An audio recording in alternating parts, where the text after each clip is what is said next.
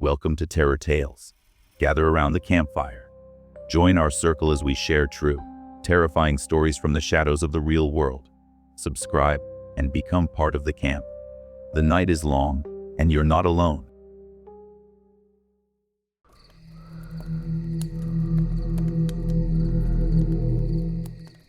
My name is Daniel, and for 6 years, I wore the green and gray of a Forest Service officer in the Gifford-Pinchot National Forest in Washington.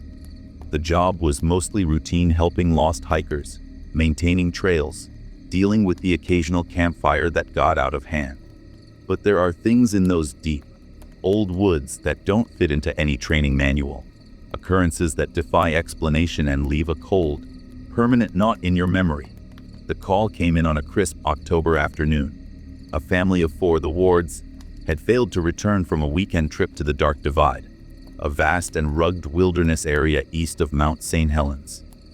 They were experienced hikers, and their vehicle was found untouched at the Lewis River trailhead. The weather had been clear, so we mobilized a full search party. I was paired with a volunteer named Greg, and we were assigned a grid in a steep, less traveled drainage off the main path. The forest here was a cathedral of ancient Douglas firs, their canopies so thick they turned the day into a perpetual twilight. The air was still and carried the dense scent of damp earth and decay.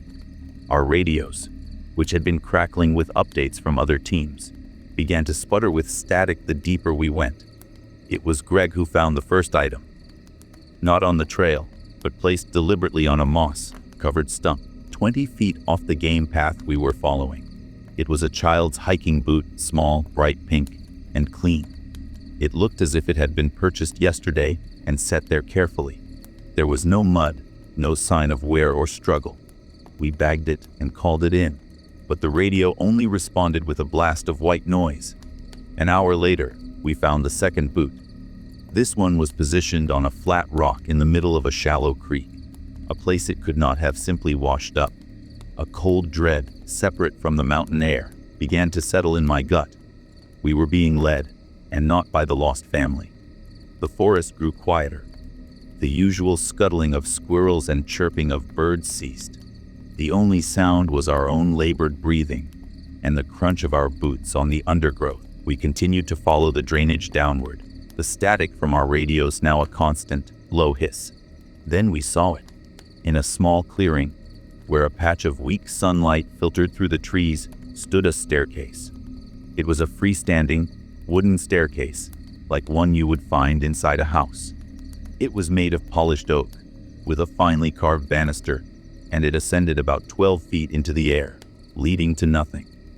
There were no tracks around it, no drag marks, no logical reason for it to be there, 50 miles from the nearest road in one of the most remote parts of the state. It was pristine, untouched by weather or moss. Greg stared, his mouth agape. I felt a primal urge to turn and run, a feeling I had never experienced in these woods before. We circled the structure. It was solid real. I put a hand on the banister. The wood was smooth and cold. The air around the staircase was several degrees colder than the surrounding forest. We were about to report this bizarre find when we heard a sound from above.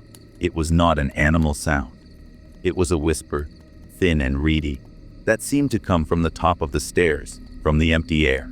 It was too garbled to make out words, but the tone was unmistakably that of a child pleading. Greg took a step back, his face pale. "Daniel, we need to go." But then we saw the girl. She was standing between 2 large firs at the far edge of the clearing. It was the Ward's younger daughter, Lily, the owner of the pink boots. She was standing perfectly still, her back to us, staring into the deep shadows of the trees. I called her name, my voice cracking. She didn't turn. She didn't move a muscle. We started toward her, but after only a few steps, we both froze. A figure emerged from the shadows in front of her. It was tall and unnaturally thin, its form seeming to blend with the vertical lines of the tree trunks. It was not a bear, not a man. It was a shape, a presence that wronged the eye. It placed a long, indistinct limb on Lily's shoulder. She didn't flinch. The thing then turned its attention toward us. I saw no face, No features, only a deep, absorbing darkness where a head should be. The whispering from the staircase intensified, becoming a chorus of faint, overlapping voices. The static from our radios surged into a deafening screech before dying completely. The figure and the girl did not run. They simply stepped back into the thick timber and were gone. The forest was silent again. We searched the area for hours until other teams reached our location. We found no other trace of the wards. The official report listed them as lost, presumed deceased. The staircase was not mentioned in the log. Some things are better left unrecorded. I resigned from the service a month later. I never went back into that part of the forest. But sometimes, in the dead of night, I am pulled from sleep by a memory not of the figure, but of the staircase. I think about the polished wood in that primordial landscape, a doorway that should not exist. And I am certain, with a cold certainty that has never left me, that the stairs were not built to lead up. They were built for something to come down. And on that October day, something had.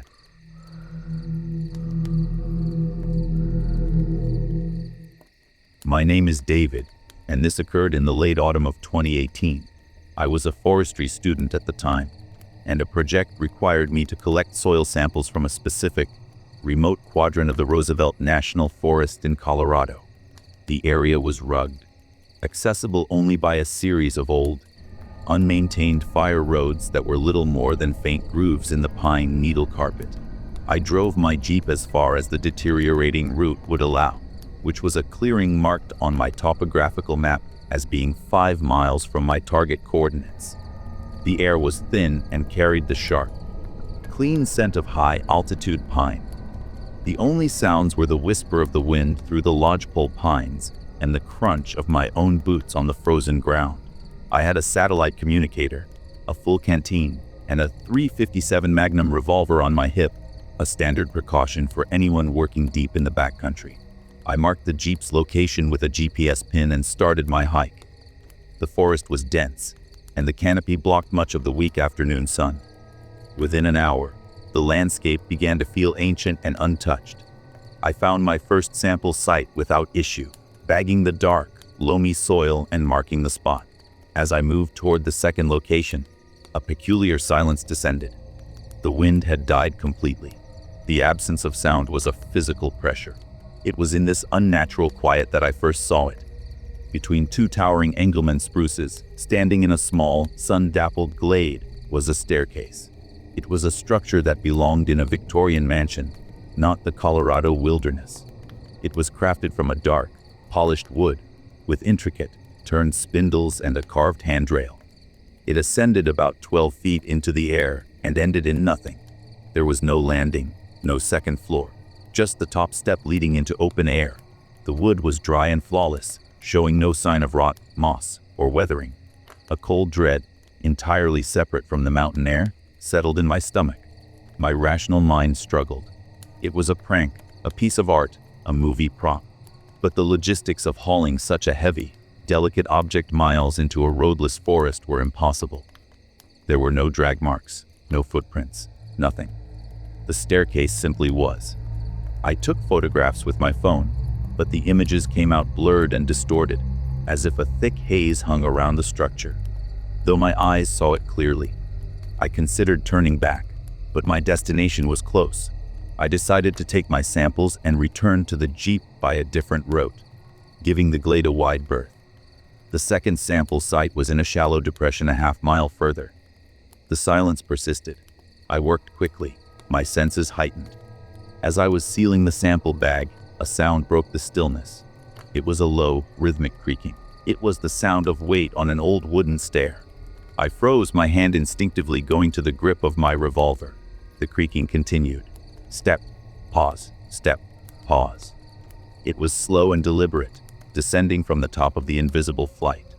I stood motionless, my breath pluming in the cold air, listening as the footsteps descended to what should have been the ground level, and then continued, fainter now, as if walking down into the earth itself. The sound faded and was gone. I did not wait.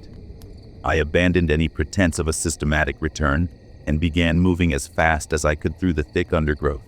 using my compass to maintain a general westward direction toward the fire road. The forest seemed to close in around me, shadows lengthened, and the temperature dropped precipitously. My GPS unit flickered, the screen showing an erratic mess of lines, before going completely black. My phone had no signal. For 2 hours I pushed on, the image of the staircase burned into my mind. Dusk was approaching, and the thought of being in that forest after dark filled me with a primal terror. Just as panic began to take hold, I broke through a line of bushes and saw the familiar clearing. My Jeep was there, a welcome sight of manufactured steel and rubber. I rushed to the driver's side door, fumbling for my keys. It was then I noticed the smell, a faint, dry scent of old wood and dust, a scent I had inhaled in that sun-dappled glade. I looked down. Lying on the ground, directly beside my front tire, was a single, perfectly carved wooden spindle, identical to those that supported the handrail of the staircase. It had not been there when I left. I did not touch it. I threw my gear into the Jeep, started the engine, and sped down the treacherous fire road as fast as I dared. I did not look back. I drove until I reached the paved highway and the lights of Fort Collins. I never went back to that part of the forest. I filed a report with the Forest Service, who found nothing. The photos on my phone remained a corrupted, useless mess. I eventually told the story online, where others shared similar encounters with solitary staircases in remote places. But they are just stories. I have the certainty of what I saw and what I heard, and I have the knowledge that something followed me out of those woods that day. It left a message, a token on my doorstep, a reminder that some clearings are not meant to be entered, and some structures are not meant to be climbed. The stairs do not lead up, they lead down, and something is always walking on them.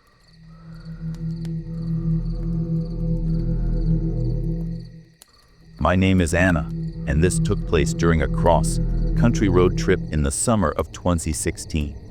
I was moving from Ohio to Oregon and decided to take a scenic route through South Dakota. My plan was to drive through the night to avoid the brutal heat of the day. I was on Interstate 90, but around 200 a.m., a major accident caused a complete closure of the highway. My GPS, frantically searching for an alternate route, directed me onto a series of progressively smaller state highways and finally onto a gravel road listed as County Road 307. The land was flat and vast, a darkness broken only by my headlights. The corn on either side of the road was tall, forming a wall that rustled in the hot, dry wind. The only sign of civilization was an occasional farmhouse, set far back from the road, their windows dark. I had driven for what felt like an hour on this gravel road, seeing no other cars, when my GPS signal began to flicker and then died completely. The map on my screen froze, showing my location on a road that simply ended in a blank, digital void. I continued driving, relying on the assumption that the road must eventually lead to another paved route. The cornfields eventually gave way to open pasture land. It was then that I saw the lights up ahead. As I drew closer, I saw they were old-fashioned sodium vapor streetlights, the kind that cast a deep orange glow. They were spaced evenly apart, illuminating a single, straight lane of cracked asphalt that ran parallel to my gravel road. Lining this short stretch of pavement were 6 identical houses. They were small, box-like structures with peeling white paint and flat, tar paper roofs. Each one sat on a square of bare, packed dirt, devoid of any lawn, tree, or shrub. Each had a single front window and a single door, all uniformly dark. There were no driveways, no cars, no power lines running to the houses. The only source of light was the eerie orange haze from the street lamps. The place was a ghost suburb, a single row of houses, and a strip of road dropped into the middle of the South Dakota prairie. A profound sense of wrongness settled over me. I brought my car to a stop on the gravel road, looking at this inexplicable development. I pulled out my phone to take a picture, but the screen remained black, refusing to power on. My car radio, which had been playing static, went completely silent. The only sound was the idle of my engine and the hot wind whistling through my slightly open window. I saw movement in the front window of the third house. A figure was standing there, silhouetted against the gloom inside.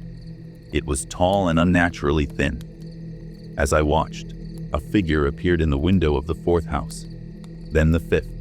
Each window now held the same tall, slender silhouette. They were perfectly still, facing outward, toward my car. I put my foot on the accelerator, my tires spitting gravel. I drove fast, not caring about the ruts in the road. My eyes fixed ahead until the orange glow disappeared from my rearview mirror. I drove for another 20 minutes, my heart hammering against my ribs, before I saw the welcome glow of headlights on a paved road ahead. I turned onto it with a sense of overwhelming relief and soon saw a sign for I-90. I stopped at the first truck stop I found, my hands still shaking as I filled my gas tank. I went inside to buy a map and a charger for my phone. The cashier, an older man with a tired face, asked if I was doing okay. I mentioned getting lost on County Road 307 after the interstate closure. He stopped counting my change and looked directly at me. 307. That's a long one. You didn't stop by those houses, did you? I felt a chill. I asked him what he meant. Those 6 houses out in the field, he said, his voice low.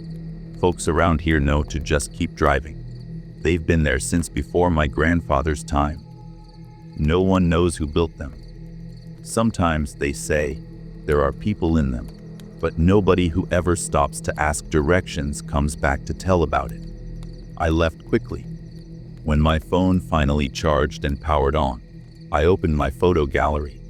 The last picture I had taken, a selfie at a rest stop hours earlier, was there, but the one after it, which should have been a black screen, was not empty. It was a photograph, taken from a low angle, looking up through a dirty window. It showed a blurred, grainy image of a gas station canopy and the front of my car. It was a view from the ground, as if someone had dropped my phone in the dirt and taken a picture. It was the view from the front yard of one of those houses.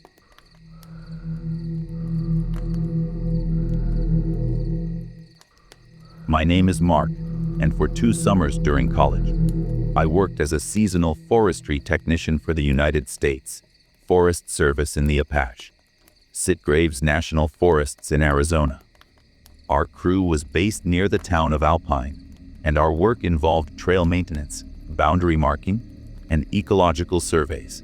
The wilderness there is vast and, in places, deeply ancient. We were taught to respect the land, not just for its dangers like mountain lions and unpredictable weather, but for its silence and its scale. It was during a routine boundary survey in the Blue Range Primitive area that the ordinary texture of that wilderness unraveled. The assignment was simple. My partner, Chris, and I were to hike a 15-mile loop to check and replace faded boundary markers along a ridge that separated the national forest from a patchwork of private inholdings. The first day was uneventful. We made good time, the dry Arizona air crisp at that elevation. We camped near a reliable spring, our voices and the crackle of our small campfire the only human sounds for miles. On the second day, the geography turned more rugged. The trail, faint to begin with, often disappeared entirely under thick carpets of pine needles. We relied on our maps and GPS units. It was mid-afternoon when we found the first anomaly. We came across a section of the forest where the trees, mostly ponderosa pine and Douglas fir, were uniformly stunted, no taller than a man, and twisted into grotesque, spiraling shapes. The ground was bare, devoid of the usual undergrowth, and was covered in a strange, pale lichen that crunched under our boots like styrofoam.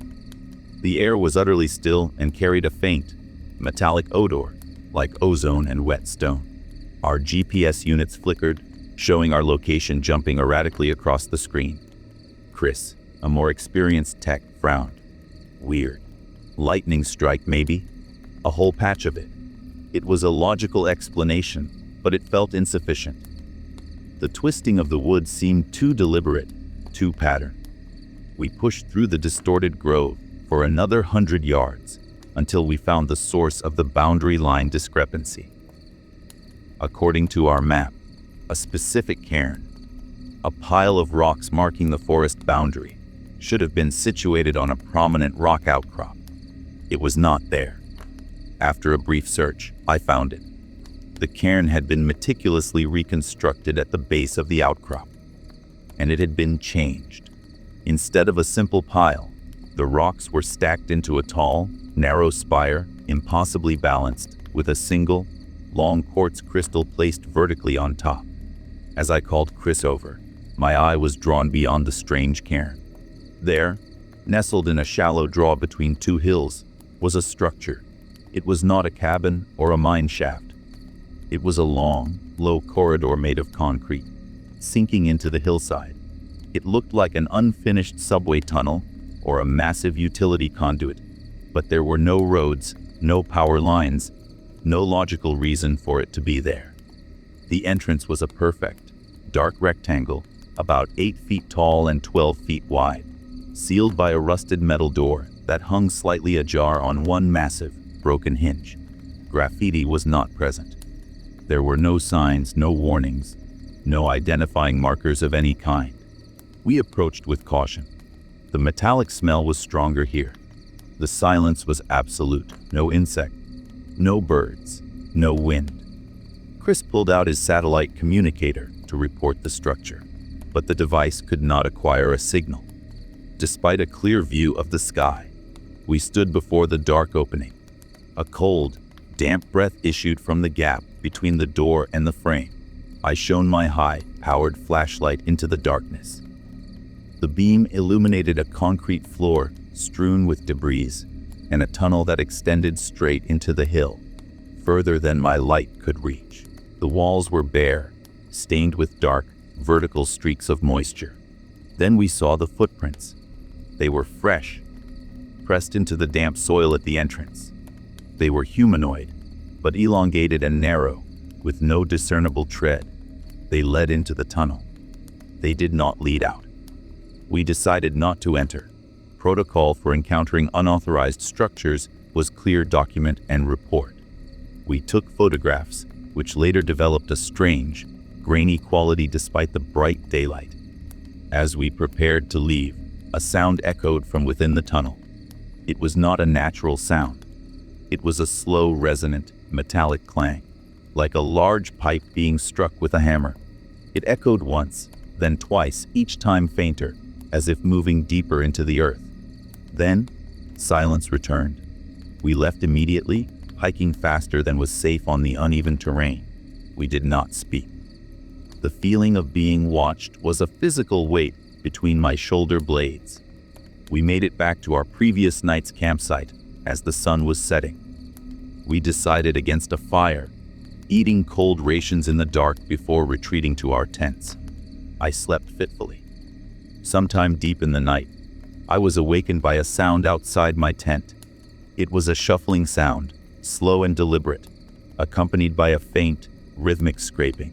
It circled my tent once, then paused near the vestibule where my boots were stored. I lay frozen, my hand gripping my knife, not daring to breathe. The shuffling moved away, and I heard the same sound near Chris's tent. It circled his, paused, and then moved off into the forest. The following morning, we emerged from our tents, pale and exhausted. We compared notes without having to say much. Outside my tent, and outside Chris's, in the soft soil, were a series of the same elongated, narrow footprints, and my hiking boots, which I had left in the vestibule, had been moved. They were now placed neatly side by side, pointing directly into the forest, toward the direction of the concrete corridor. We packed our gear in record time and hiked the final 8 miles to the trailhead without a single break. When we reported the incident to our supervisor, his demeanor changed. The casual professionalism vanished, replaced by a grim seriousness. He told us to write a detailed report, and to submit all our photographs and GPS data. He then told us, in no uncertain terms, that the area we had described was not on our assigned work ticket, and that we were to never speak of it officially again, and to never, under any circumstances, attempt to return to those coordinates. I finished my season and never went back. Years later, I sometimes reference that area on satellite imagery. The resolution is poor, but the topography is recognizable.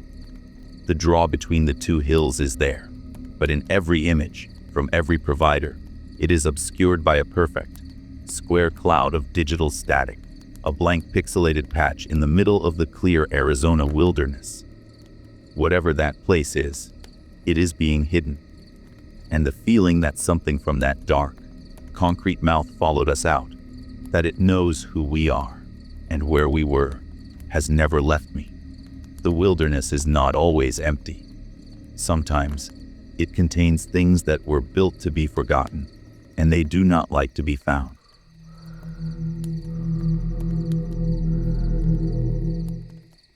My name is Leo, and this occurred during the fall of 2015.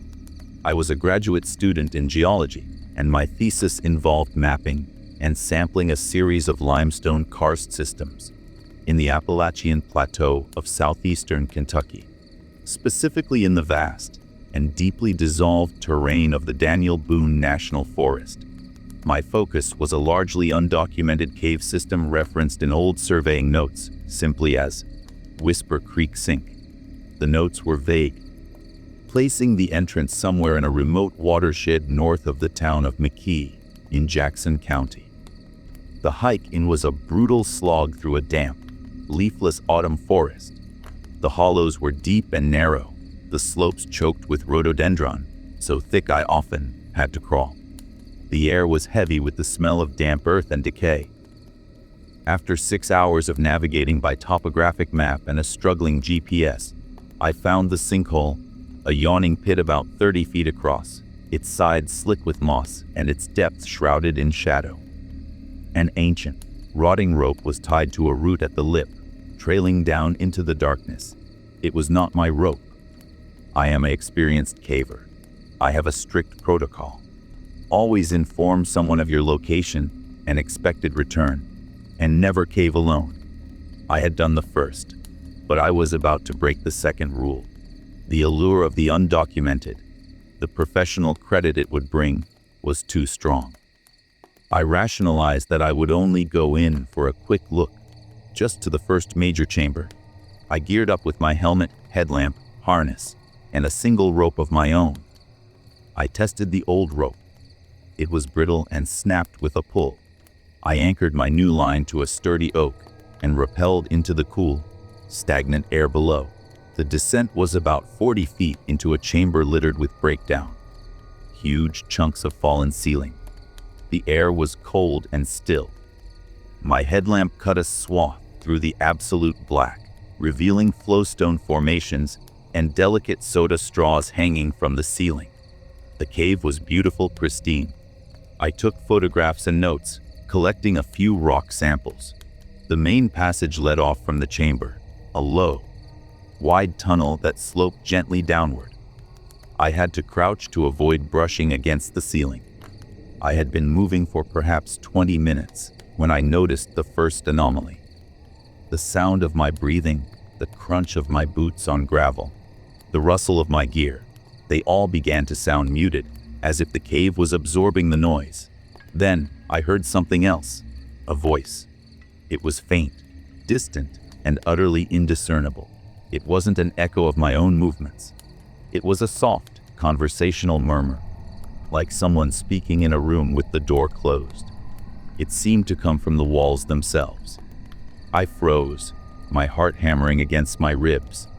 I turned off my headlamp, plunging myself into a blackness so complete it felt solid. The murmuring stopped. The silence was heavier than any I had ever experienced. I stood there for a full 5 minutes, hearing only the blood pulsing in my ears, convinced it was a trick of the mind or some strange hydro-acoustic effect. I turned my light back on and continued, though my pace was slower. more cautious. The tunnel opened into a massive cavern. My light could not reach the far end or the ceiling. In the center of this space was a small, perfectly still underground lake, its water black as oil. The air here was different, colder, and it carried a faint, sweetish odor I couldn't place. It was along the far wall of this chamber that I saw them. Dozens of handprints, smeared in a red, brown substance on the pale limestone. They were not modern. They were small, some the size of a child's hand, and they were placed in no pattern I could discern. They looked ancient.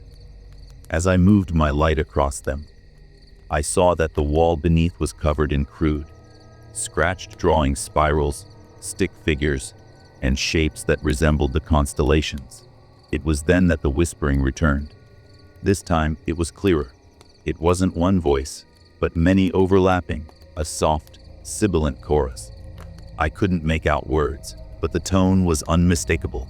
It was not welcoming. It was a sound of discussion, of observation. I felt a primal terror, the kind that bypasses the brain and speaks directly to the spine. I was not alone, and I was not welcome. I turned to leave, to retrace my steps through the low tunnel. As I did, my light swept across the black surface of the lake. For a moment, I saw a reflection. It was not my own. It was a pale, gaunt face, hairless, with large, dark sockets where eyes should have been. It was there for only a fraction of a second before the water rippled, as if from a dropped pebble, and the image was gone. I did not run. Running in a cave is how you die. I moved with a controlled, frantic speed, my body trembling. The whispering followed me, growing slightly louder, now coming from the tunnel ahead of me as well as behind. It felt like it was hurting me. I reached the initial breakdown chamber and frantically began ascending my rope, my progress clumsy with fear. Halfway up, my headlamp flickered and died. I was suspended in utter blackness, the whispering now a soft, insistent rustle all around me. I fumbled for my backup light, a small LED attached to my helmet. It clicked on, its beam weak and pathetic. I scrambled out of the sinkhole into the twilight of the surface world. I didn't stop to collect my gear properly. I yanked my rope from the anchor, stuffed it into my pack, and began the long, desperate hike back. I was lost for hours, the forest itself seeming to conspire against me, the rhododendron tunnels now feeling like grasping arms. I finally stumbled onto a forestry service road near midnight and was able to flag down a truck the next morning. I never finished my thesis. I switched my focus to surface sedimentology. I told my advisor I had a family emergency and could not return to the field site. The rock samples I collected from that first chamber were later analyzed. The lab found unusual trace elements, not typical for the local limestone, along with microscopic, fossilized organic structures that no one could identify. I threw them away. Sometimes, in the dead of night, when my apartment is silent, I think I hear it. Not the whispering, but something else. The sound of water dripping, a single, slow, resonant drip. I check all the faucets. They are dry. The sound always seems to be coming from the basement, or the walls, or just beyond the window. It is a sound that does not belong in my world, a reminder that I brought something back with me from that deep, dark place. It is a connection, a thread leading back to that black lake and the things that whisper in the stone. And I know, with a certainty that chills me to the bone, that they are still discussing me,